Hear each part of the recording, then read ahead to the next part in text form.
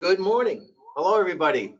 Welcome to week 4 of Advanced Hydronics. Graduation day today. All right, so I'm Jim DePalma. If you don't know, John Resso is here doing questions. Rob Clemens is also here today. He'll be helping us with questions. And Christiane Levine is running all the back stage stuff going on here. All right, so again, welcome, and let's go over some housekeeping items. On your screen, you have your side toolbar there where you can press on the arrow and open up your pane, and there you can type in your questions. Right, so if you're new to us for today, that's where you put in your questions. And also at the top of your screen where it says webcam, if you click on the arrow and click on left, that puts me on the left hand side of the screen. PowerPoint's in the middle of the screen. I forgot my clicker. There it is, excuse me. And you'll see 3 hash marks. You'll see 3 hash marks. I got to turn this on. Oops. Yeah. I am on. Sorry about that. You'll see the 3 hash marks right there. And that's where you can expand and make the screen as large as you want or as small as you want as we go along. All right. So today is week 4. Today is review time and a lot of root cause troubleshooting. So do we have any questions from last week's class? So we've gone week 1, week 2, week 3, giving you a lot of information, building on top of everything. Any questions that you want to review from last week? Looks like we're good. All right, so let's get cooking here. So here's our agenda. We're going to review things that we've gone over for the past couple of weeks. We're also going to go over switching relays. So we've been building up to building these systems, figuring out our pipe sizes and all that kind of stuff. Now we want to control our pumps and everything like that. So we'll go over what the switching relays options that you have available to you from Takeo. And then we're going to go into root cause troubleshooting. We're giving you problems. You guys are going to give us the answers. All right. So just most important review starts right now with the universal hydronics formula. This was the most important, in my opinion, formula that we gave you out of this whole 4-week program. Because of this, you can figure out your pipe size, you can figure out your flow rate. Once you know your flow rate, now you can start figuring out what size circulator I need. Do I have enough flow going through zone valves and whatever? It's all based on this universal hydronics formula. So if you're still a little bit sketchy with it, once we know the BTUs, we divide that by delta T times 500. We've been doing everything based on a 20-degree delta. So if we keep that as our number, 20 times 500 is 10,000. So whatever your BTUs are divided by 10,000 will give you your GPM. All right. If you're math phobic like me, once you write down your BTUs, just take the comma, move it to the left, and that will give you your GPM. That's if you're doing it on a 20-degree delta. If it's going to be a 10 or a 15 or a 30, well, it's not 20 times 500, it's 10 or 15 or 30 times 500, and you would do that math. So we're showing you here that we do a 20-degree delta based on baseboard systems, or what we like to call as high temp. Baseboard, convector, what have you. Anything that's going to be high temp, cast iron would be a 20-degree. Anything on the low temp side or radiant, 10-degree, 20-degree, and we can get into 30 degrees and what have you. And the number 500, where did that come from? The weight of 1 gallon of water, which is 8.33 pounds times 60 minutes, and raising it 1 degree Fahrenheit over that period of time. Math that out, you get 499.99. 500. That is the constant number in this whole equation. You can manipulate the delta T to whatever you choose, and whatever the BTUs you have to deliver is what you plug in there. So the BTUs come from where? To my heat loss, the net of your boiler, or the output of that heating element that you're working with. All right. I know this is going to be like a bit of a speed date, but this is stuff that we should all know by now, but I'm just making sure everybody knows. So what we did for you here, if you want to take a screenshot of this, we broke it down for you on 100,000 BTUs. We gave you a 10-degree delta, 20, a 25, and a 30, and a 40-degree delta. We did the math for you so you can see what it looks like. So if you want to take a screenshot of this to keep this in your file so you have reference for it. This would be a good thing to do. Okay, give you guys a second. Click, click, click. I think everybody got it. All right. What we're showing you here for baseboard is what's the max footage I can run on a loop. All right, so we get this question pretty often, believe it or not. And since 3/4 is the most common, 67 feet of thin tube baseboard could be on a loop. If you go past that, then you're going to start to have diminishing returns at the end of that line. So if you're dealing with 1/2 inch, you can see 25, 3/4, 67, so on and so forth. This is based on 180 degrees. All right, so if you're using baseboard at a lower temperature, these numbers will change. Take a screenshot of this if you think that would be important for you. All right, next, maybe take a screenshot of this too. This is your BTU capacity for copper and iron pipe. So you can see on the copper sizes, on 1/2, 3/4, 1 inch, we're giving you average flow rates there of 2, 4, and 8. All right, 1.25 inch, 14, 1.5 inch, 22, and 2 inch at 45. That's based off of your 20-degree delta T. So that'll tell you what that equates to in BTUs. So remember with that universal hydronics formula, if I'm dividing to get my GPM, I can also take whatever my delta is and multiply it by a GPM to now get BTUs. So that's what this chart is showing you here. So there's a 20-degree delta, a 30-degree delta, and a 40-degree delta. You'll notice as we open up the delta, as it gets wider, the BTU capacity gets larger. We're moving that fluid slower. We have more time to deliver BTUs. Take a screenshot of this. This will help you going on with our root cause troubleshooting. All right, PEX pipe sizing.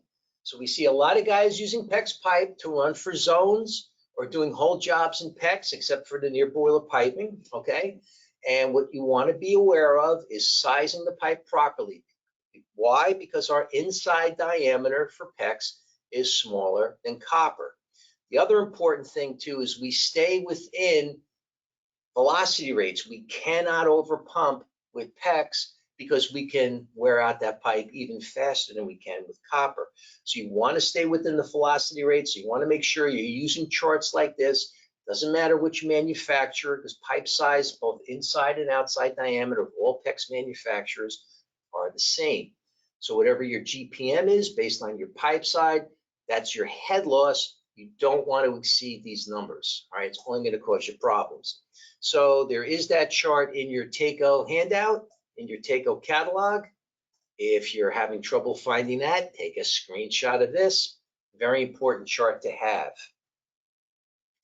Next, we're showing you, okay, hang on. To address a question here. So the question was, is that 1 foot of baseboard element or total length? So it's the element. It's the element. It's that those outputs, if that was the question, yeah, is based per foot. Right. And if they do the universal hydronic formula and they take and do the math there, it will come back to their piping size and flow. Right. Exactly. So if I know my BTUs for the room and I take my BTUs and divide it by the output of the baseboard based on whatever temperature you're adding to that baseboard, either 150 or 180, that'll tell you how much footage of thinned baseboard you're going to need in that particular room. All right. So if you're doing multiple rooms together, that's what you would do. So you'd know how much per room and you can build your loop that way. Obviously not exceeding that 67 feet if you're using 180 degrees. I'm pretty sure we addressed that question. Anything else on that one? That's good. All right, cool. And another just a quick one is, guys saying about crimp-on PEX. So. Crimp-on? Well, when it comes to PEX fittings, I think that's where that's going, yeah. So there's the insert type of fitting where you have a crimp connection or the Oedeker clamp, which is the stainless steel clamp. And that's a smaller fitting because it has to fit inside the pipe. Or you have the ProPEX type of connections where it's a expandable type of fitting. We have to expand the pipe and the ring, and then the fitting, which is larger than the pipe, gets inserted into the pipe. There is a 30% difference in flow rate. You may want to really consider that, especially if your runs are getting longer or if the head loss produced by your size PEX that you're choosing gets on the high side. All right, that could cause you some issues. So be aware of that. Be aware of that. Anything else there, John? Good to go. All right. Okay.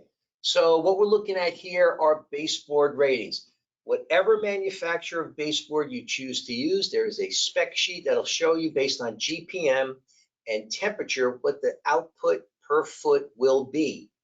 So all baseboard does not have to be 180 degrees. We've gone over that with you. There's even manufacturers that make high temp output baseboard at low temp input. I hope that came out right. That was Synergy board by Mestec. That's the example that we used. That board at 150 degrees put out, I believe it was like 567 or 568 a foot, close to that 180 degree output. So if you're going to use baseboard but at low temp, you need to look it up based on that baseboard manufacturer's spec. All right. We brought this to your attention because when you are replacing a cast iron boiler, we do want you to do the heat loss to see if you have that option of running your system at lower temperature and giving that homeowner the option of running maybe a condensing boiler. I always use my home as an example. I had twice the amount of baseboard I actually need. Actually, yeah, about twice the amount. And I could run my house at 150 degrees, even on the coldest day of the year. All right. The only way I know that is because I did the heat loss, and that's the only way you're going to know it too. Use the baseboard manufacturer's spec chart, and then you can figure out how much footage you need based on your water temperature input. All right. We touched on primary, secondary piping, what was going on in between the T's. So it's very interesting. Over the past couple of weeks, John and myself have been to a couple of jobs dealing with primary, secondary, and the confusion was based on, well, so many pipe diameters, my T's could be so far apart. And on each occasion, the contractor was just on the edge or slightly past that distance. So, you know, I learned this from the guys at Takeo, Rick Mayo especially. Closely spaced T, guys, put your knuckles together, thumbs up. There's your closely spaced T. All right, there's your reference. I don't care what the pipe size is, there's your reference. The tighter, the better. I understand when you're doing press connections, you do have to have distances between, but try to get those T's as tight together. We do this to hydraulically separate what's happening in one loop versus what's happening in the other loop. No flow happens on the loop coming off of the closely spaced T's unless we turn on that circulator there. All right. Any questions on closely spaced T's? Anything coming in, John, on that? No, a bunch of good questions coming, but nothing there. So you're working furiously. Anything you want to address? Well, I would, you know, I know. I'm a chicken pecker, so. All right. Don't mean to be going fast, but we want to spend time on the root cause troubleshooting. We kind of arranged today to spend more time there versus the review. All right. I'm going to take a breath. I'm going to slow down a little bit. All right. Takeo relays. How do we control our system now? Are we zoning with pumps? Are we zoning with zone valves? What are we doing? How can I make it easy for my crew? How can I have repeatability when it comes to my installs? And how can I make my installs easier to troubleshoot? And I feel very, very comfortable with these relays. I have them in my own home. We have a lot of contractors that are using them. If you're not, we're going to introduce you to them today, and hopefully you start using them in the future. So what these relays can do for you is we can run zone valve systems, we can run pump systems all out of one box with diagnostic lights on the side to show you what zone is calling, to show you if even if I have power at the relay box itself. That in itself is a big troubleshooting time saver right there. And run anybody's thermostats to our box. If we're doing the zone valve boxes, the ZVCs, anybody's zone valves on the bottom. One end switch going to my boiler. We can daisy chain these products if we use our expandables out to 120 zones. So don't be afraid of that big job. You want to use these, and it'll make everybody in your crew able to do low voltage wiring right at the job. So how do these things work? Well, here I'm showing you SRs. This is either an SR 504 or an SR 506. These are our standard SRs. These are not the expandables. And the way the box is set up is on the right-hand side. Let me get my pointer out. On the right-hand side, you will see a series of lights.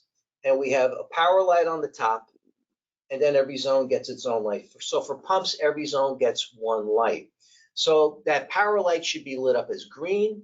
So if I go to the job and there's a problem, I don't see a green light, I got a power problem, gentlemen, because it's telling you there's no power here. So how do we wire these up? Well, this is 120 volts coming in. So we're going to have our wiring coming through all the different safety switches that we will have before we get to the panel. All right, so circuit breaker from the panel itself, from the house electrical panel.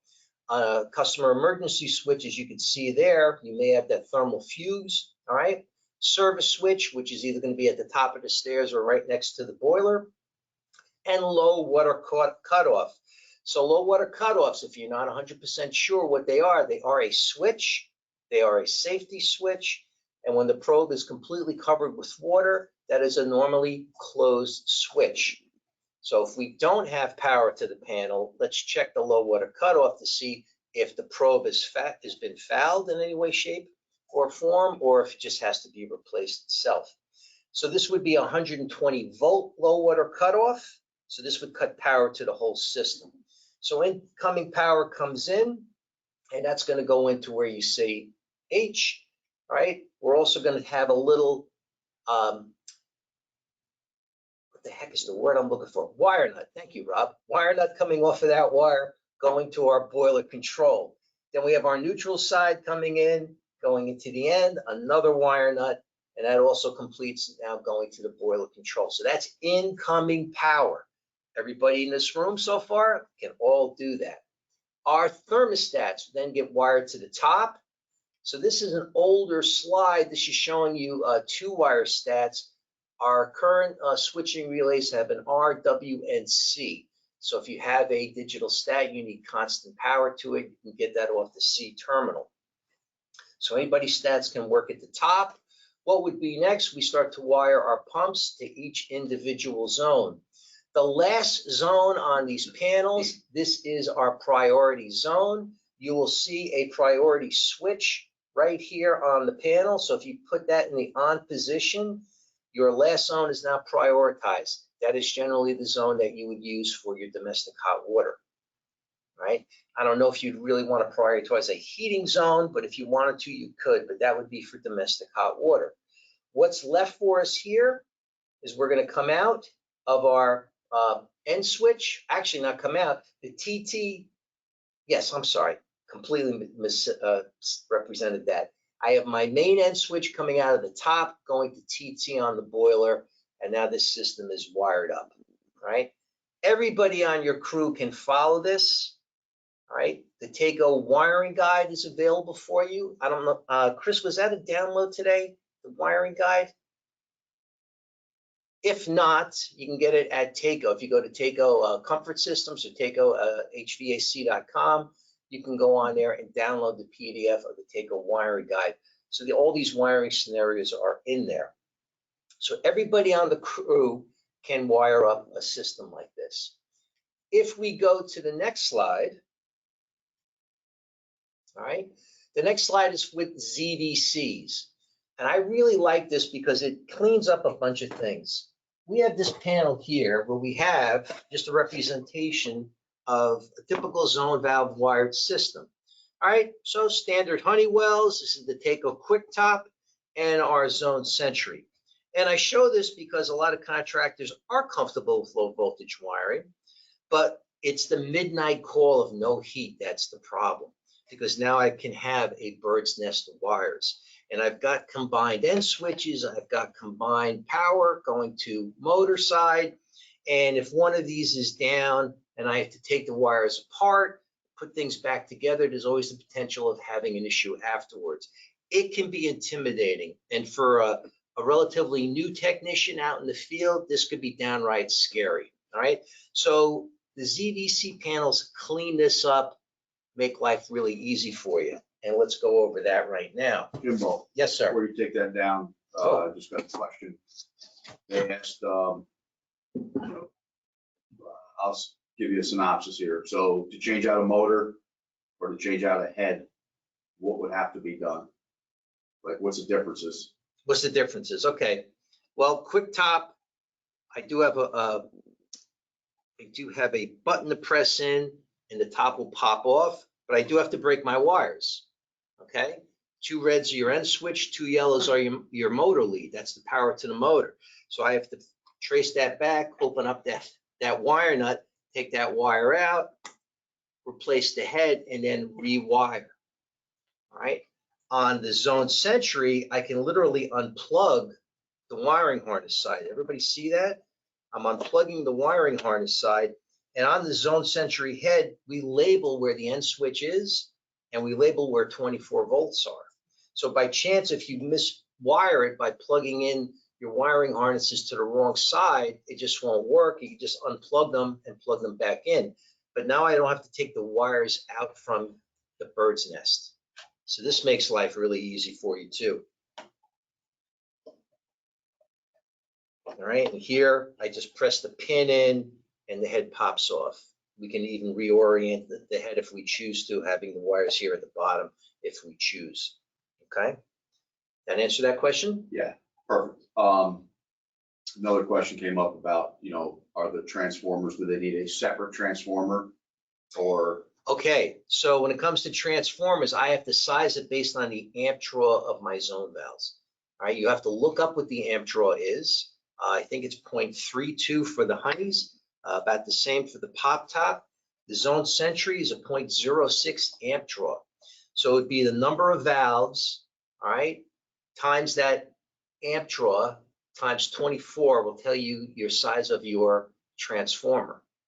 So a 40 VA generally can handle 3, it easily will handle 3, probably up to 4 maximum of this style zone valve. On the Zone Sentry at 0.06, I can easily handle 12. And if you do the math, we can handle much more than 12. So if I go past 4 of these style zone valves, a 40 VA is not going to be large enough. You're up into the 50s or the 75s. So you have to do that math, all right? So it's the number of valves times the amp draw times 24 volts will tell you what size transformer you're going to use. If not, end up smoking that transformer.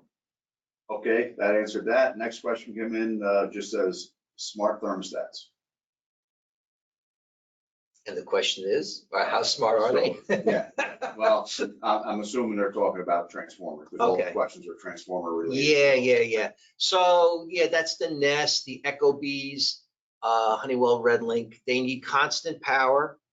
So you just have to make sure you've got enough transformer there. You do have to look up and see what that their power requirement is.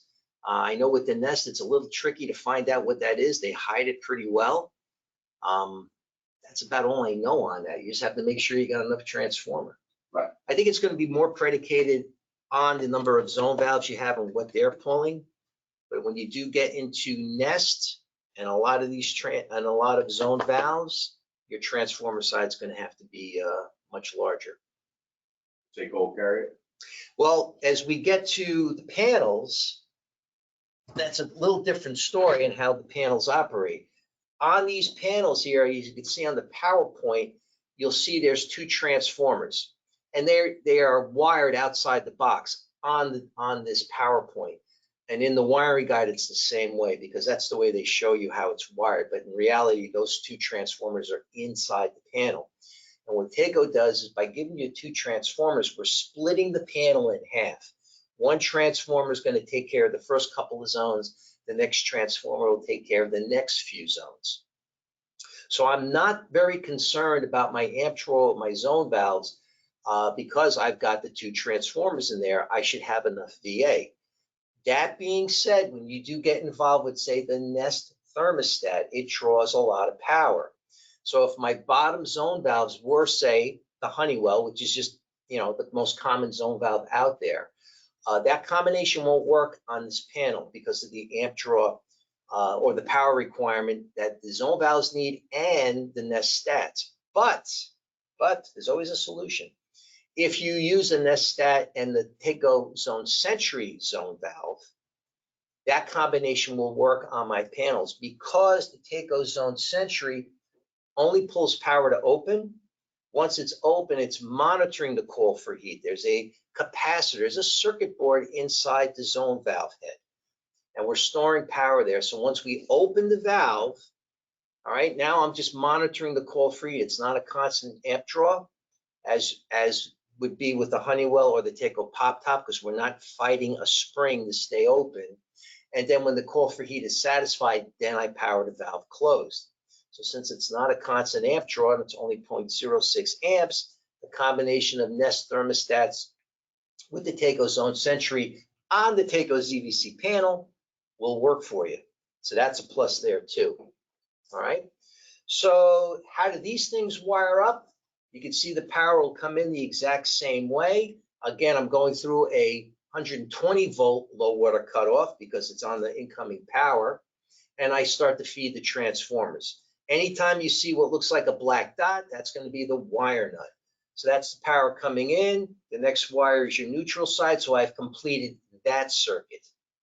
Then what happens next? I start to wire in my thermostats. And this is a newer slide, so you do see the RWC. So if I need constant power to one of my thermostats, there's my C terminal. I have an aquastat on the last zone, because in this particular job, there's going to be an indirect. That will be my prioritized zone. So all I have to do is take the switch and put that into the on position, and my last zone is prioritized. Okay, so what does that mean for you guys if you're not sure about it? When domestic calls, that's the zone that's going to get all the attention. Even if the space heating zones call, those zone valves will not get any power, so there'll be no flow there until we satisfy the indirect, and then domestic priority gets turned off, and then the space heating gets their due. So there are my thermostats and aquastat on the top. On the bottom, I can do a 2-wire. I can do a 3-terminal, which would be like the Takeo 571, or I can do anybody's standard 4-wire. It doesn't matter.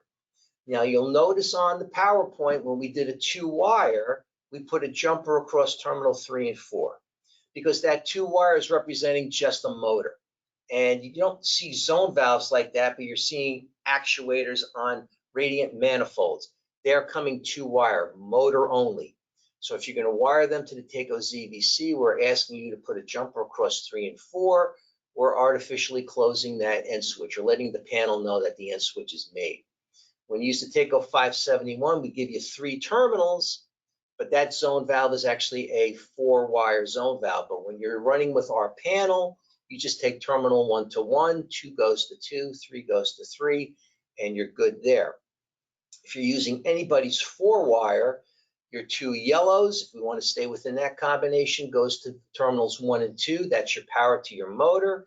And your end switch, your 2 reds, would go to terminal 3 and 4. Again, if you're using the Takeo Zone Sentry, 24 volts, goes to that wire, that terminal, all right? And there's no wires there, so just regular thermostat wire. That goes to terminal 1 and 2. End switch on the Takeo Zone Sentry goes to where it says end switch, and that goes to wires 3 and 4. Johnny, looks like you're ready to ask a question. Yeah, one of the questions came across. Do all the new boards come with a common terminal? Yes. Whether it's a ZVC or the SR, you'll see R, W, and C at the top. Yes. Even if they're expandables, that's correct. So what's next here? We're going to take our end switch out of the panel and go right to the boiler. Okay. Now, one more thing. In the lower left-hand side of the panel, I give you dry contacts right here. Because this particular panel, any of our ZVC panels can drive up to 3 circulators. I can run the boiler circulator here if I want, or if this is going to be a primary secondary and this wants to be my primary loop or system loop pump, I can do that. We give you the option of running a domestic, your indirect pump there, and also a secondary pump, a zone space heating pump if you choose. So what would happen here? I have to bring power into main pump end switch. At the bottom here, those are dry contacts, so we need to bring power here. So we're bringing power into one side, all right? And then we're coming out of it. You see we have a jumper going over to the middle on this side of this dry contact here, and that's your common. And then you can see I've got power going on one side of the system pump, whereas we're labeling it here. What's next is we'll have another side of power going to our domestic, and then the same thing going to the secondary. We've brought power to one side of these circulators, and then we have to finish the circuit by putting the neutral side in. All right, so now we've wired in our circulators. So how this will work, when any zone calls, the main pump end switch right down here, which is in a normally open position, will close, and that will power this circulator. The normally closed switch here, where the secondary pump is wired, stays closed. So I'm going to drive two pumps, main pump and the secondary, if any space heating zone here calls. If domestic calls, what will happen is the way this is wired up is, again, the main pump will come on because that switch always closes anytime anything calls on the panel. But now my normally closed switch here will open, and my normally open switch here will close. This pump does not get power, and now the domestic pump gets power. So depending on how you pipe your system will dictate how you control your system. So if I need to run two pumps in order to make domestic, that's what I can do. If it's going to be a direct hot water, as we call it, I can only have my domestic pump come on. I can take my main pump and put that on the normally closed switch, and I can turn that on and off depending on how I'm running my system. You have a lot of options on here. The other thing I wanted to bring to your attention is the lights, and this is a big deal, especially when it comes to zone valve systems.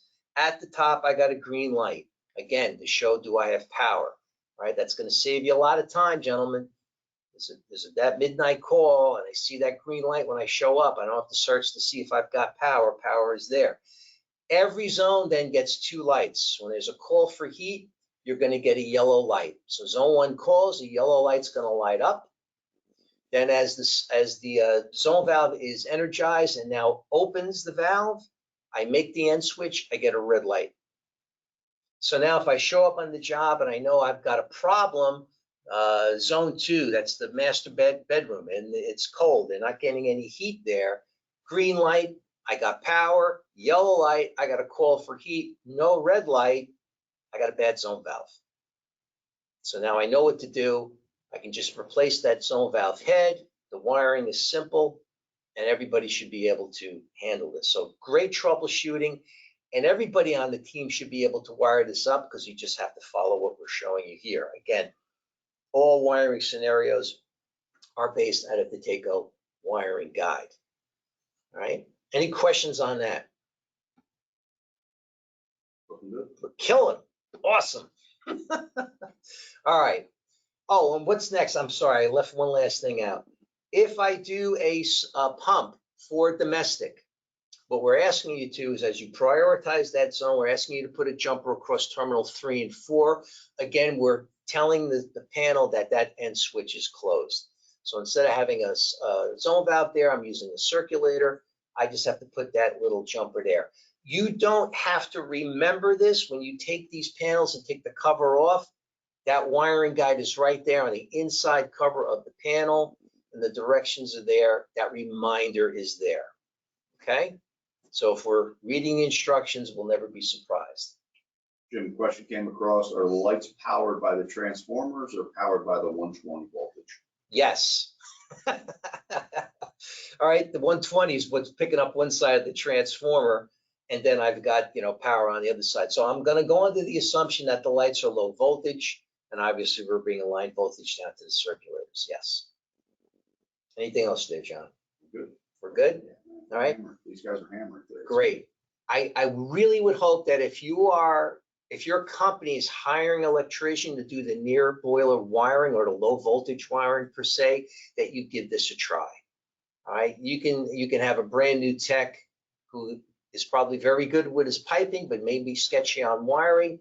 This will give them a lot of confidence, and they can set up the systems much easier this way. And again, make service calls a lot easier. All right, because you get a lot of diagnostics with this. All right. What are we showing you here? Now, this is our expandable panels. This gives you the ability to go up to 120 zones. So we're going to show you how to connect two EXP switching relay. So these are for pumps, and the wiring will be no different. Incoming power will come in, all right, and we're connecting power to both panels. All right, so we've completed that circuit. Then what's next? We're going to take our thermostats, again, whatever combination of stats you want to use, any aquastats, all right, we can do that. What's next? We're going to wire up our circulators, just as you can see here, okay? Then what's next? I'm going to now have the two panels talk to each other. So not politically correct, that's the way it is on the presentation here. It shows master slave. So you can say we got the master panel or the primary panel, or we've got the secondary panel. But what you'll see on each panel will be an expansion block, all right? And you'll see A, B, and C port. You'll see it down here, and you'll see it over here. And what we're doing is we're taking A to A, B to B, C to C. Now my master or primary panel is switched to the master switch. The secondary or slave panel is switched to slave. So now all communication between the two panels comes into the master, and then the master is what's going to have the main end switch going out to the boiler. Okay? So I've got my main end switch going to the boiler, and my expandables also give you a second end switch for domestic hot water. So if this is a condensing boiler, you're going to have your TT, and then you may have your DHWTT. So we already give you a secondary end switch on the panel, and that would tell the boiler to high fire if I got a domestic call. Okay? Any questions on that? Gentlemen, again, you can take this out to 120 zones. Just keep daisy chaining them along as you go. Guess we're looking good there? All right. And I give you one more port on every single panel like this to drive a primary circulator. So if this was a big primary secondary system, zoning with pumps, you do have one more outlet to wire up a primary circulator. So that's going to be your primary loop or system loop circulator. You could do it right there. No additional relay needed. On the panel, you'll also see here a bunch of dip switches. That's where you select for your master panel and secondary panel here. There's all different options for adding outdoor reset with a PC700 that would just plug in to the Molex plug that's on the panel itself. All right, and that would give you outdoor reset if this was a high temp system. That would give you the PC702, which gives you outdoor reset and allows you to stage up to 2 high temp boilers if you choose. All right, there's a pump exercise function on here. There's a post purge function on here, especially for domestic. So once we've made temperature for domestic, if the post purge function is enabled, it'll give you 2 minutes of taking that extra heat that's sitting in the boiler and just dumping it into the indirect. All right, a lot of nice features here. And here we're showing you we have an outdoor reset single zone. This is called our fuel miser. And we're showing you here how we can connect it to anybody's existing relay panel. And what we're doing here is not only are we going to give it outdoor reset, we're also going to give domestic priority. So let's say we want to do that on a job. You can see how we're wiring everything up as standard to what you've seen so far. But what's next is we're taking the end switch out of that main panel, and we're going to take that to where it says, and I can barely see. Chris, can you make that bigger for me, please? Just the PowerPoint, so the old guy with the glasses can see it. Thank you. It says RW. So we're coming out of the main pump end switch here to RW. Then next, what are we doing here? We're coming out to our outdoor sensor. Okay. And then we have our boiler sensor coming out here. How are we going to prioritize it? Well, this is pretty cool here. We've got the main end switch now going out to the boiler. We're going to wire, we're pulling power to the same power that the main relay box is using. We're powering up our domestic circulator. And what's going to happen here is now we have the aquastat that's on the main panel going to, I can barely see it, that connection there. It's kind of hard for me to see. I don't want to misspeak, so I don't see what it's. As big as I can make. That's okay. Mhm. You can see that, but what will happen here now, from there's a domestic call, we're going to cut power going to that main relay box. All right, so we cut power there. So even though there's going to be calls for heat, there'll be no power going to the circulators, and that's how we get domestic priority. And that's an easy way to add it with an SR 502 OR. All right. Any questions on that? Kind of click before I should have asked that question. No questions there, John? You're thinking. Yeah, I mean, so the question is, why do guys take baseboard heat off of a steam boiler? Is it okay to do that, or is it wrong to do that? I mean, we see it all the time. We see it all the time. Yeah. First house I ever owned, that's what we did when we finished the basement. I had a big old steam boiler in there. Now we needed heat down in the basement. And yeah, we took a loop that way. Is it good to do? It works. It'll work. Be aware of one thing. Don't use a standard double O pump as your circulator. It's not made for that. And it's not because it can't handle the temperature. It's because of the aggressiveness of steam, how it scours pipes. There's a lot of crap in the water, and that's what's going to gum up the cartridge. So if you do a system like that, you want to use a 3-piece circulator. What looks like Arteco 110, which looks like a B&G 100, that style of circulator. I got guys who tell me they put the stainless steel on there, they put Y stranders on there. Guess what, guys? After a year or two, the circulator shot. So just use a standard 3-piece circulator on that type of job, and you'll be okay. All right. Anything else in that regard, John? All right. So continuing with our review. Actually, this is not a review. Well, yeah, it is. It's part of our review, but it's going to be part of system troubleshooting too. Static pressure. How did we figure this out? All right. What did we tell you to do? We asked you to measure really from the top of the heating system, top of the boiler, to the top level of where your baseboard or your heat emitters are going to be.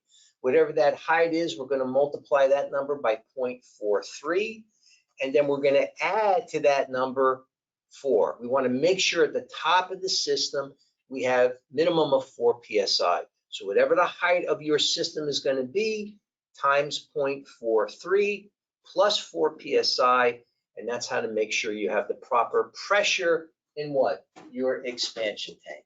Where did it come from the factory at? 12 psi. We're going to check it before we install it to make sure it works. And if I have to add any pressure to it, what am I going to do? My bicycle pump, I'm going to pump it up to the pressure I want before we install it, and then we'll be in good shape here. Okay? So we talked about this too, pumping away from the tank or circulator placement in the system. Does it matter? How does the water move? Who cares, right? Well, it does matter. And this can help you if you've got a problem job where I'm always airbound at the top and I'm going back there year to year to bleed it out. Where the circulator is placed on the system makes a difference. So if you recall from earlier classes, right, week 1, week 2, we talked about, in week 3, we talked about where the circulator should be. So the circulator is moving the water by doing what? Creating a pressure differential. And at the expansion tank, that is the point of no pressure change. Whatever the PSI is at the tank, that's never going to change. So if my circulator is pumping away from the tank, we add positive pressure to our system, which is an advantage. It's going to keep nice high pressure at the top of the system. It's going to keep air bubbles really small. And so now when I get to my air separator or I get to my air scoop, I got a better chance of getting those air bubbles out of the system. If my circulator is on the return side, I'm still creating a pressure differential, but now it's a negative pressure differential. And that could be the cause of an issue you're having out there on a job where I'm getting some air trouble at the top of the system. So what we're showing you here is the system is off. System is off. I see 12 psi at the tank, and I will see that 12 psi right now on the suction side of the pump and on the discharge side of the pump. And in this example, the circulator is going to create a 4 psi pressure differential.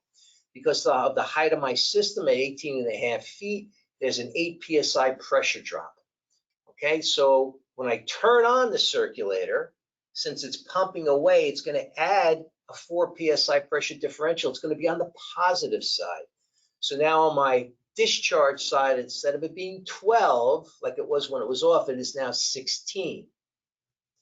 I'm going to still have 12 on the suction side. I'm losing 8 because of that static height of that column of water, but still at the top of the system, I will have 8 PSI. So that's working to your advantage. So pumping away works to your advantage. It's going to make for a nice quiet running system, and it's going to help you drive the air bubbles out of the system. Any questions on that? Because that's a really good one. You're probably getting a lot of service calls over the course of the heating system because of where the circulator is located. If you can move it, you can fix a lot of problems. Anything there, John? No? No, just a comment that boilers with built-in low pressure switches can be affected by not pumping away. Okay, there you go. Okay. They'll give you the low pressure because you're flowing from the negative side, like you mentioned. Right. Great point. All right, so one other thing to go over, we've talked about this a lot, is we figure our pipe size based on BTUs, Universal Hydronics formula. So what we're showing you on this slide here is we really don't care what the boiler came tapped at. What do you have to deliver to the system? Here, the boiler came tapped at 1.25 inches. And we always, when we're live and you're in front of us, we always say, okay, it's tapped at 1.25 inches. What size pipe?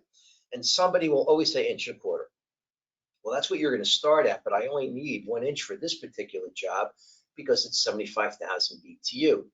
20-degree delta, divide that by 10,000, it's 7.5 GPM, called 7.6. That's 1 inch pipe. So can you use 1.25 inches? Absolutely. Do you have to? No. You can use 1 inch because 1 inch will handle that flow rate. So figure your piping based on the flow rate for the job. We figure our flow rate for the job based on our heat loss and our Universal Hydronics formula. If we haven't beaten that one into you by now, I don't know what else to do. And when you call us up for help on pipe size or circulator sizing, that's what we're going to ask you, those questions. What's your GPM, or what are your BTUs? What's your delta? And we go from there. Any questions on that, guys? So those piping guidelines, they are in your TACO catalog, should be page 44, all right? So as long as you have that with you, you'll be in good shape when you're out there on the jobs. All right, going forward. All right, so pressure drop, right? Because that's the other part of the equation where we're sizing a circulator. What is the resistance through the system? So when I'm designing my system from scratch, if I know exactly how many pieces of straight pipe, or if it's going to be PEX in the zones, how long those loops are going to be, okay? If it's going to be hard pipe, if it's going to be copper, how many elbows, T's, what is the CV or the pressure drop through my zone valves, if I'm using zone valves. If we know all of that, you can add it up, then we can figure out the exact pressure drop or head loss for the system. But if I'm working on a job that's already installed, and I look up at the basement ceiling and I see my piping and then it disappears, what we have to do is do a guesstimation, but it's going to be an educated guesstimation. We're going to figure out which one of the loops, all right, so on my zone valve system, which one of these two loops is going to be the longest. Once I know what that length is, we're going to multiply it by our head loss calculation, which is again on page 44. Longest loop times 1.5 times 0.04, to make sure I'm not going over 4 feet per second, will then tell me what my head loss will be. So now that I know GPM and head, then we can size a circulator. Now we told you that is the quick way for head loss. The potential of oversizing on head loss can be up to maybe 50% doing that, but that's the next best thing you can do if I'm working on a project where I can't see where the piping is going. So that's the best educated guesstimation you could do. Any questions on that? Because that's really important. And as John's looking, I want to tickle your memory. If you remember, when I do that, I always say to guys, you know, let's do 100 feet, because that seems to be the most common loop. And a 100-foot loop times 1.5 made it 150. times 0.04 gave you 6. So a 100-foot loop was worth 6 feet ahead. I focus on that one because if I cut it in half to a 50-foot loop, it is now 3 feet ahead. If I cut that in half to a 25-foot loop, it is now 1.5 feet ahead. And now anything above a 100-foot loop, I can just add those numbers on top, and even without a calculator, get awfully close. So I can now troubleshoot on the job if I'm having a problem, not getting enough heat to a certain zone. You know, is this the right circulator based on BTU, the boiler? That's pretty simple math, and we can get into a really good area to know if I got the right size circulator or not. Got a question, John? No? All right. So again, we figure out what that longest loop is. We're going to multiply it by 1.5. And we're adding 50% to that because, again, we can't see the piping. We don't know exactly what's out there. You know, you could have a system where you got a lot of old gate valves up in the ceiling, all mounted upside down. And then they added ball valves after the fact because if they touch those gate valves and try to close them to isolate, they'll never open them again. So they left them in line and now added ball valves. So now there's more resistance. So we don't know that. That's pretty common. That's my house if you come to my house. All right, so we're adding 50% because we don't know what's out there in the system. We're going to multiply that by 0.04 so we don't go over 4 feet per second, right? Remember, if we do that, we have the potential of noise and erosion. All right, bigger, faster is not better. Okay, and then we can come up with what our head loss is. So in this example, it was 150 feet. So without even doing the math, you know, 100 was worth 6. You know, 50 was worth 3. You should get 9 feet ahead on this. Pretty simple, pretty easy. Jim, if they didn't use this formula, how would they calculate the head of the heat circuit? Well, if they didn't use the formula, but they know every single component, I believe we did have a chart. Was it week 3? Was it last week? Yeah, I believe it was 3. Yeah. Yeah, we had a chart in week 3 that did show you what a 90-degree elbow was worth, what a T was worth, what a ball valve was worth, straight length of whatever size pipe. If you knew all those components, you can add all that up and then figure out what your resistance is. But I don't think I've ever been involved on a job where the contractor knew all that. Every time John and I or Robbie are out there on a job, it's already what's existing. And that's when we start digging around.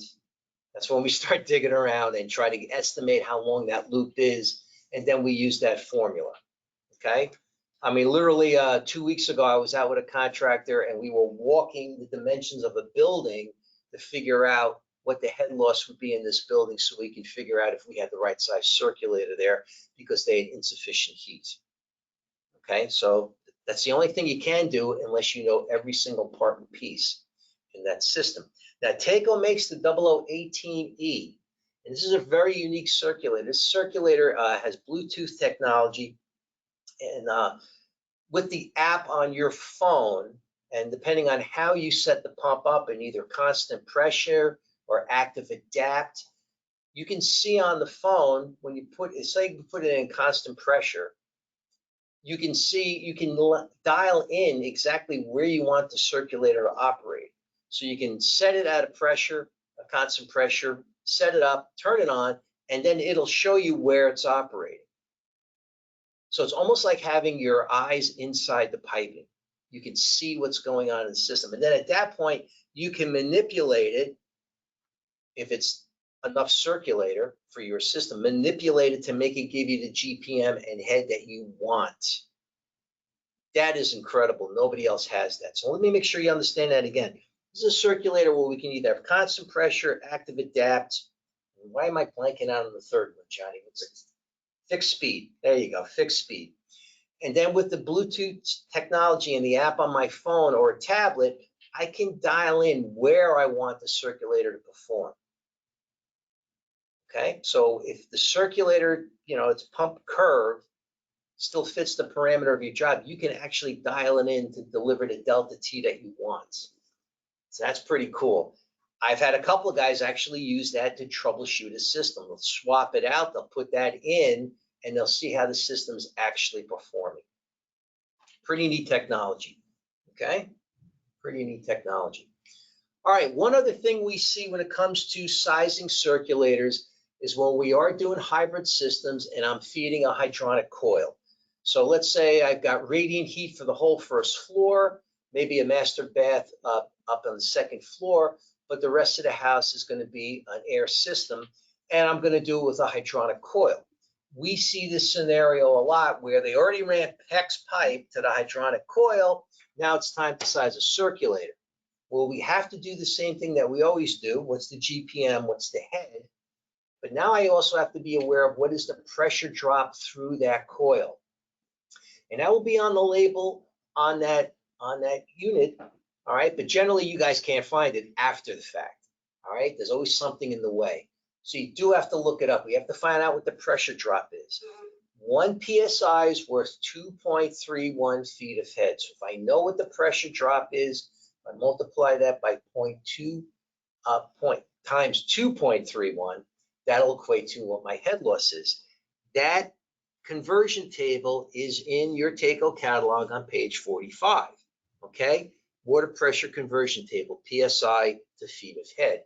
So in this example here, my feet of head is about 4.7. 4.7 times 2.31 will equate to a little under 11 feet of head. All right, it's going to be 10 and change. So I have to include that head loss with the head loss of my supply and return piping. Those two numbers then get added together, and that's how I size my circulator based on those BTUs and that combined head loss. I hope that made sense to everybody. If not, please ask us. John, is there a question? Just answer one. We'll keep rolling. Yep. All right. So once we know GPM and head, now I can look at a pump curve and figure it out. So what does that mean? On the curve, or on the pump chart, I should say, on the bottom is GPM, on the left-hand side is head. So once we know GPM and head, we plot it out. So let's say for argument's sake, it's 10 GPM and 10 feet ahead. We come up to where those two lines would intersect. It'd be right there. So now when I'm picking my circulator, I have to, where I plot it on the chart, has to be either on the curve or below the curve. So when we pick 10 at 10, I'm out there in the middle of nothing. So what would be the most appropriate curve, guys? As I keep my my pointer right there, you guys want to type in, what curve do I go to? You getting any answers, John? 12, 10. It is pump number, it's the curve number 10, and that would be the 0012. That would be correct. Okay, I can't be below. I mean, you could try it, but you now would open up your delta. All right, so we always want to get to the best spot of the curve. We want to be in the center of the curve as best as possible. We consider that the sweet spot. We don't want to operate at either end of the curve. Okay, but that's how you figure it out. What we're showing you here is the pump curve on the 007. 007 is a flat head curve. That's why it works so well in our hydronic systems, especially in our zone valve systems, because it's a flat head curve. All right, we can move a lot of GPM and we don't have to overcome a lot of resistance because that's the way those systems operate. What we're showing you here now is the 007E curve, which is slightly different. The E curve will hold 10 feet of head at the 8.25 GPM. That's 82,500 BTUs. I took 8.25, I multiply it by 10,000. I'm basing it off a 20-degree delta. So if I was doing a zone valve system with the 007E, as the zone valves open and close, the circulator will follow that 10 foot of head mark, all right, and change its speed as the zone valves open and close. So if I have a multiple zone system, that's what it's going to do. It's going to slide back and forth. All right, so we will get as close to our GPM as possible, and we will probably be over pumping slightly per zone, but we'll get much closer than if it was just a single speed. All right, any questions on that?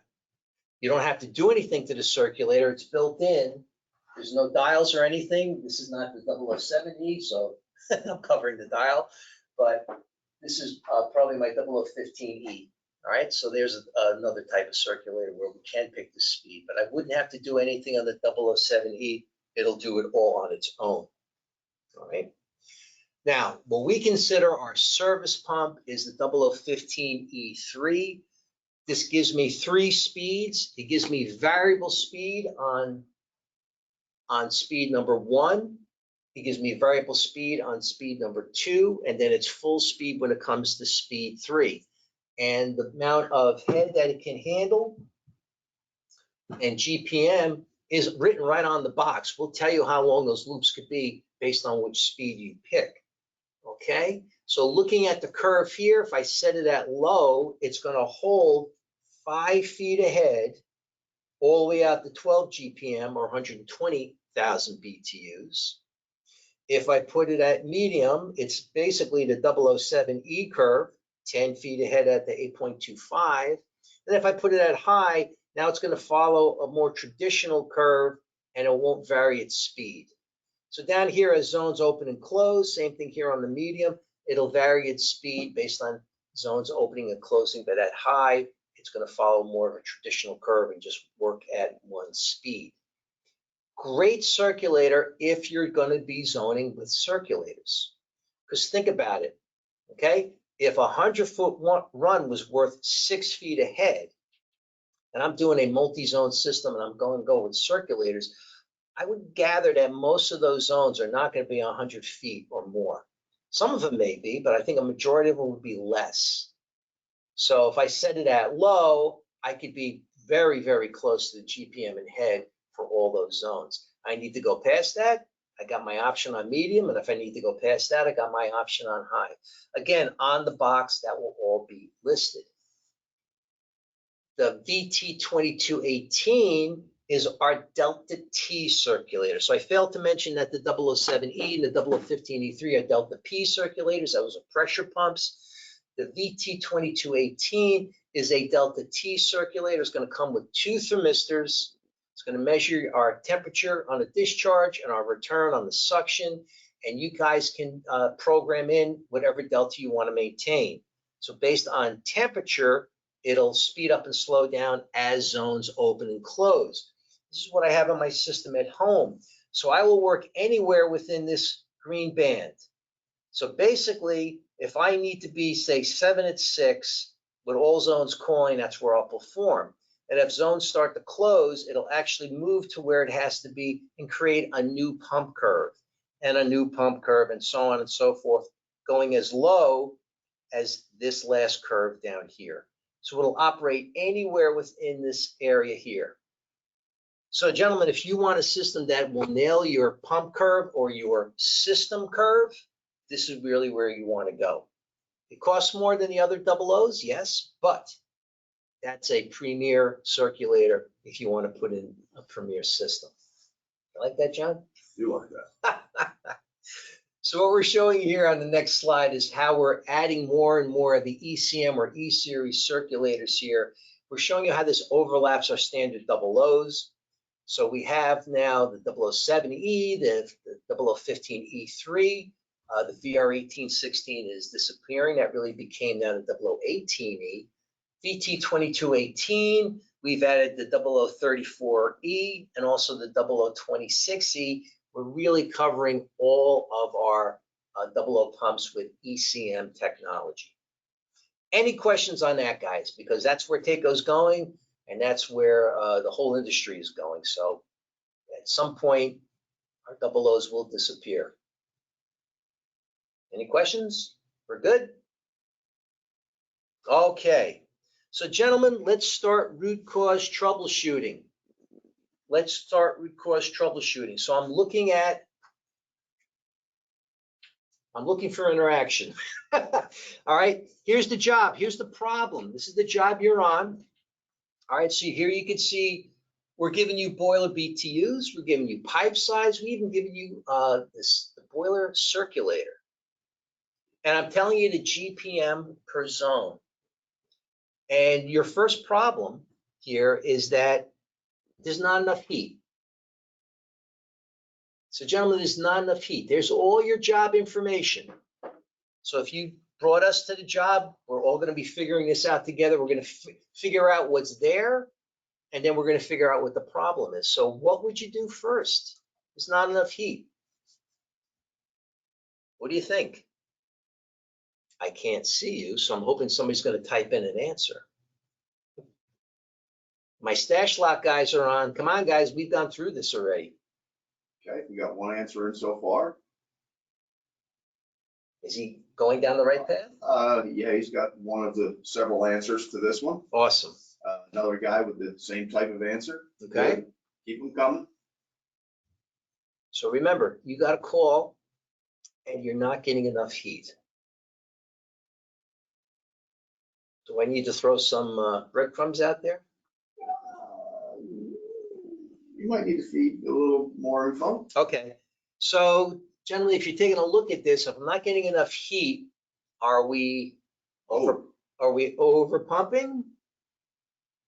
Oh, we got a guy that nailed it. Is What's it the heat load calculation? Two guys nailed it. all right? We got header size, we got, which is correct. It could be correct. I'm still waiting there's another answer out there that I'm still waiting on.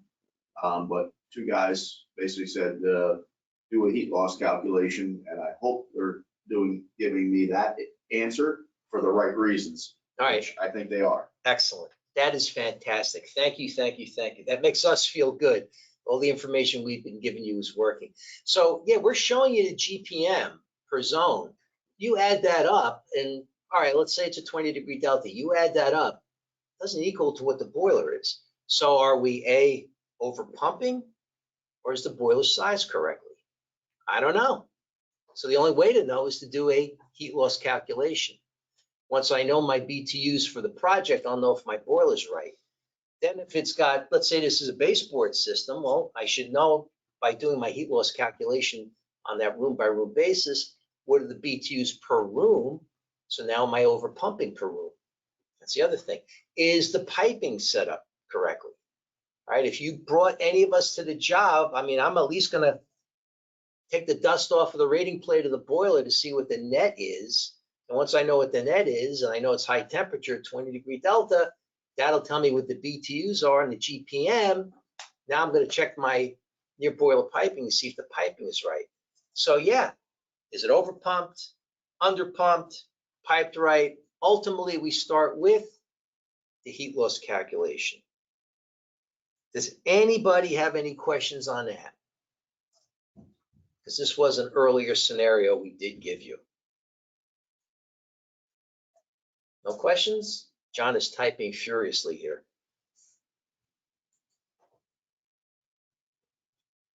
All right.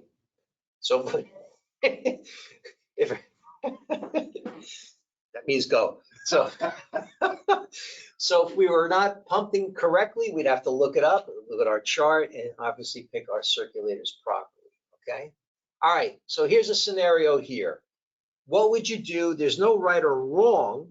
Okay, but what would you do here? I got 130,000 BTU system. Do I want to use zone valves or do I want to use circulators? All right, what would I do? Which is best? Does it matter? Okay, hey, we sell both and we like selling circulators. So if you went with circulators, I'd be fine. But I want to make sure you size everything correctly. I happen to be partial to zone valves. I like them, especially with our zone Century. So if you want with zone valves, I'd like them too. But I want you to think about how do we approach these systems.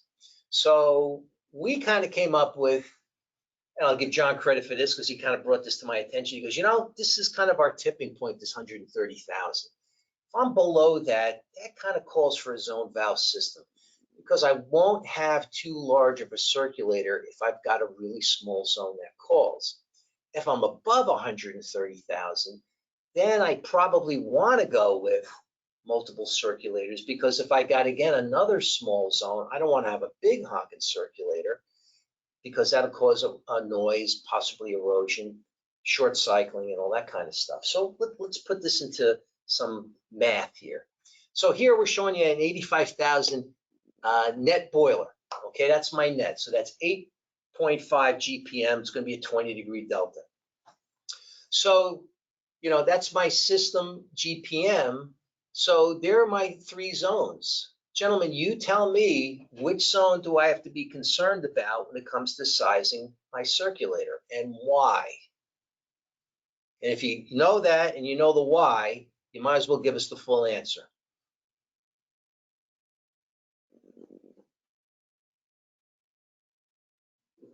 What do you think, Rob? Do you have the answer?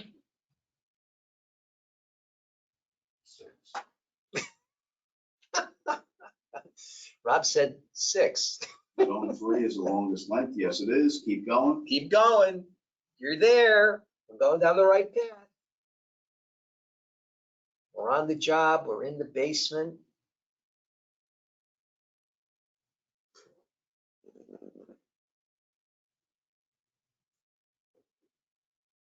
Anybody else? One so far. One so far? All right, so one guy is looking at the 3rd zone because that is the longest zone. All right, so we're all on that quest. Now tell me what the answer is.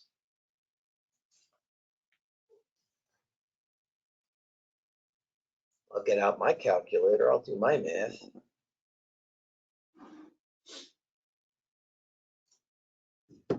Anybody good come up with the answer? Just got one shot across here. Is 8.22 feet ahead. Fantastic. So what are we worried about here? Well, we know the GPM because we know the net of the boiler and we know it's a 20-degree delta. We focus on that longest zone, which is the 137 feet. He multiplied it by 1.5 times 0.04 to get 8.22 feet ahead. Now he can size his circulator properly. Okay, excellent. Very, very good. You're looking at the next system at 175,000 BTUs. I'm not giving you BTUs per zone, but let's presume if we divide it by 5, I believe that's 35,000 BTUs per zone. So now I'm going to do this as a zone pump system. I want to make sure I don't overpump for that smallest loop. I don't want to make sure I overpump or underpump for my longest loop. All right. So you guys want to quick give me the head loss per loop? I don't have those numbers in front of me, but I'm sure you guys can come up with that. Or I could do it with you. How about for the first loop? Do we have an answer? First loop you want? Yeah. No answer yet. Oh, gentlemen, come on. Simple math. Simple. This is page 44. Page 44. TEL. All right, we got one answer in 3.72 for loop number 1. How about loop number 2? That's right. That's fantastic. 3.72, we can call that 4 feet ahead. How about number 2? 89 shouldn't be a big deal. Got another one in 5.34. Excellent. All Spot right. on. We can call that 5.5. 102, you guys don't even have to use your calculator. Come on. Right. That's a little bit over what? Somebody type it in quick. What is it, Rob? 6 feet ahead. Right. It's going to be a little over 6. I think 6.12, if I believe. Yep, that's right. 6.12. Not bad. 122. What is it, gents?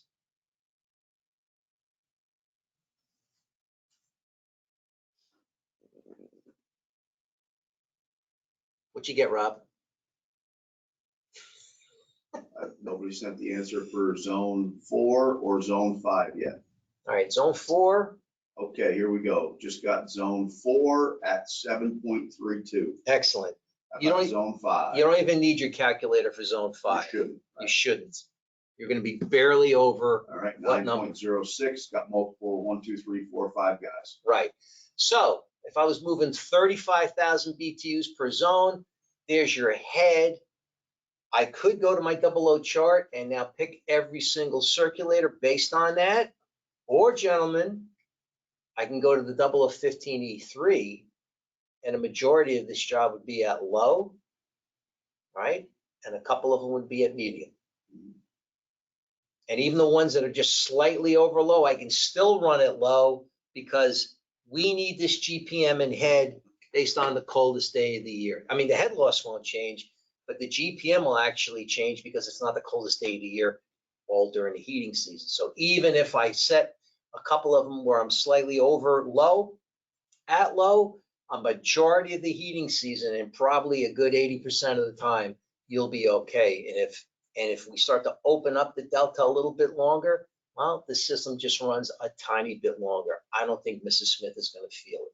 But in just in case you have to make a change, it's just a matter of flipping a switch. So this is why the 0015E3 is such a good service pump.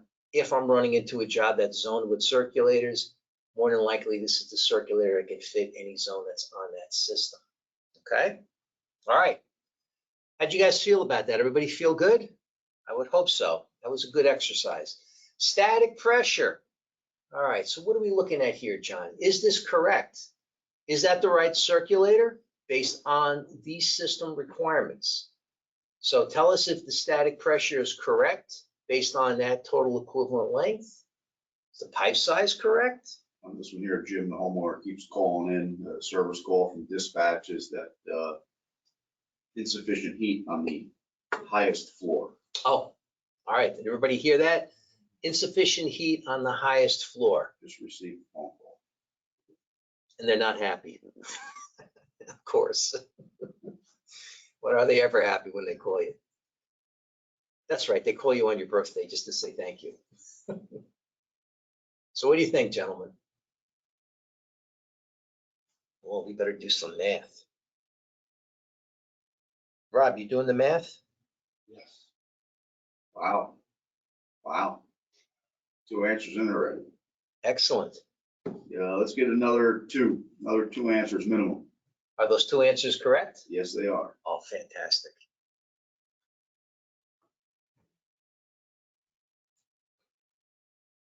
There's one answer that everyone's missing. What's that? Flip the expansion tank Flick it. All right. if it's full of water. I think it's good. I've been on plenty of jobs where guys have done that, and I hear, I think it's good. And they look at me and I said, I think it could be too, but I'm not sure. But that's not answering the question here. Okay, so What should your static pressure be? Is that correct, gentlemen? Did we get 21.63? we did. Excellent, excellent. Multiple times. All right. Is the pipe size right, by the way, guys? That'll work. Yeah, It's close. it's close. We're going close is good enough? Yeah, all right. Okay. So hopefully everybody got that. Yeah. All right. Well, explain how they get that, because only a couple guys answered, so just run Oh. through how they got that answer. Well, what did we do? Because the call said that the top, it's the highest zone. So we took the height, right? What did we take? We took 441 and we multiply it by what? 0.43. That got me 17.63. And then what? We're going to add 4 to it. Make sure I got 4 PSI at the top of the system, and I got 21.63. So system working pressure was set up at 16 PSI. You really needed to be at 21.63 or 21.6. Okay. Knowing the BTUs of the boiler, then you can do your math to make sure that's piped correctly. Yeah, 1 inch, 9 GPM, 10 GPM. John's giving it a half quasi. Yeah, We're on the edge. we're on the edge. Fine line. Hey, it's midnight and it's the middle of winter. For now, it's good enough, all right? But we wouldn't pipe it that way if we knew up front, okay? All right, what are we doing here on this next one, John?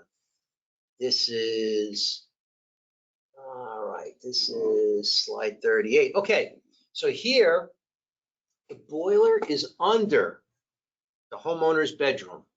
So the coil is noise from the system. What do you do, guys? What do you do? And we see this a lot when the mechanical is right underneath the master bed all the time. It's not a combustion noise. All right. And it's all right. So you heard it. If you didn't hear it, it's not combustion.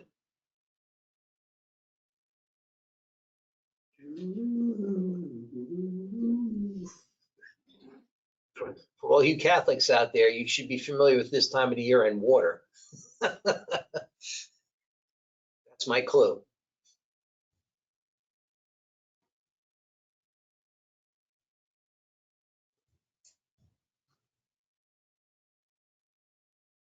Okay, got one in so far. Got one in so far. And Is he going down the right path? I like it a little.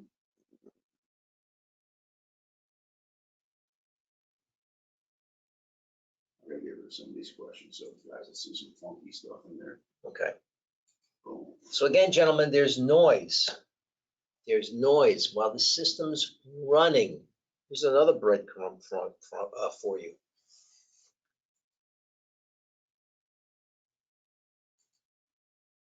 What do you think, Rob? You got an answer? No. No.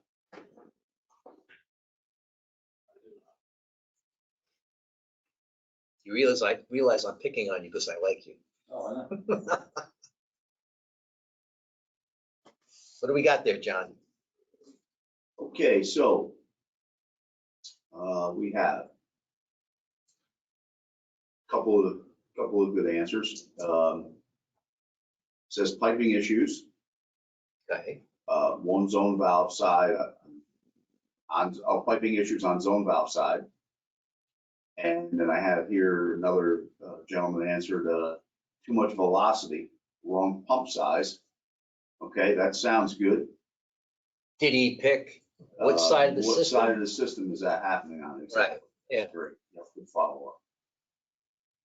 So I like where you're going, just which side of the system?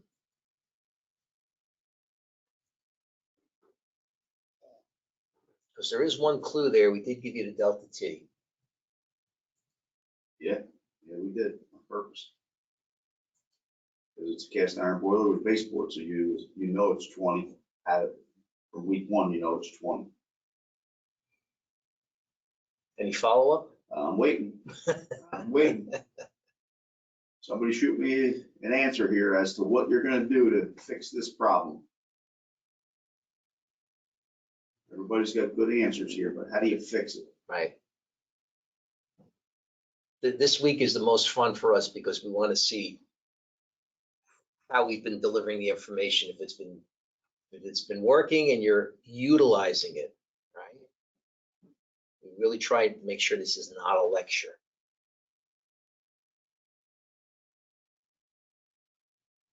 We're going down the right road? We don't get the right answers, it's gonna turn into a lecture, Jim.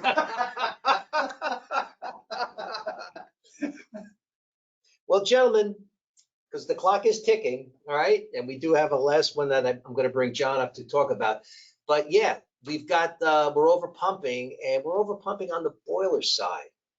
What GPM do I have to move for this system, guys? I got to move 9 GPM. It's 15 feet ahead.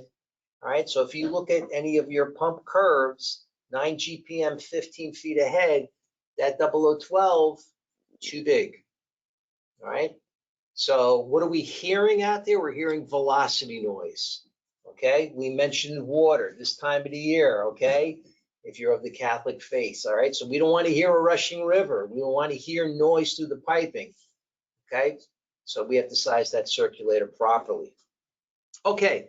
So John's coming up to this last one because this whole advanced 4-week. If you guys don't know this, I have to give credit where credit is due. This was John's idea. It's one of the best ideas we've ever implemented when it came into our training. And so this last slide really ties everything together. So I thought it was very important that John presented this slide. All right. Sure, Jim. No Sure. pressure. No pressure. So, all right. Again, this is open forum, and when we do this live, it's great because Jim and I see light bulbs coming on over people's heads as these formulas start to make sense, and you really start to figure out exactly what's going on within the system. So we have this system up here. You have seen this system in week 3, and we did some troubleshooting on this system in week 3. So what I'm going to ask you for right now is somebody give me a price on that install as to what you think an average cost to install that job would be. And throw a range out there. We don't care. I mean, we just need a starting point here. So Rob's gonna grab the questions and answers for us now. So as soon as he gets something, we'll roll. What's that system cost, Rob? Anybody? I'm scrolling down here, hold on a second. Where are you scrolling up? No, you gotta go up top. New answers will be at the top. You have a little cast iron boiler with a 40-gallon indirect, call it, with 5 zone valves, a couple circulators. I got two answers here. I got one 18,000 and one 14,000. Okay, right there. So the 12,000. Okay, that's all right. So we'll take the middle guy. So someone did this install and they charged the homeowner $14,000, right? Great. Fair price. Everybody concurs that's a fair price. So it's 130,000 BTU boiler. It's 135,000 BTU indirect. That's the coil inside has the ability to absorb 135,000. You piped everything 1.25 inches. So we're good there, right? We can carry 140 through 1.25 inches. This is what's going on in our heads in our CSG group, contractor services group. When we walk into a job, this is what's rolling through our heads, right? And these numbers will start to, roll through your heads as you're walking into a job. I normally like to enter a building without my toolbox because I'm programmed to fix something. That's just the way I work. If I leave my toolbox in the car, I can't go in there and fix something. I have to figure it out first. Then I'm going to go get what I need to fix that problem. Okay, so this job was sold for $14,000. The unfortunate part of this job is you get a call for insufficient heat in a zone. So you go out to this job and we're going to fix something. So right away we start to measure things up. We start to look at BTU over there on the right side of your screen, and we decide that that P2 is not large enough. So we're going to make P2 larger. So let's say it's a 007 currently, and we're going to change it out. And we're going to make it either a 0010 or next one will be a 0012. And we're going to replace P2. Okay, so this is to replace P2. And I'm going to tell you that cost of that circulator is going to be in the $250, $300 range. And you're going to go out to that job site and you're going to make the change, and you're going to charge this person who just spent $14,000, $800 to change out that circulator. And you go out of there and pound your chest and say, fix that one. Well, a couple days later, homeowner calls up and says, I still have insufficient heat. Now I have noise, and I also recognize that I have insufficient hot water. Okay? So you go out there and you take a look at everything and you say, man, they put a bigger circulator on here. If I only have one zone calling, I probably now have a velocity issue. So I'm going to take and go ahead on the end of the manifold there, and I'm going to install this bypass valve.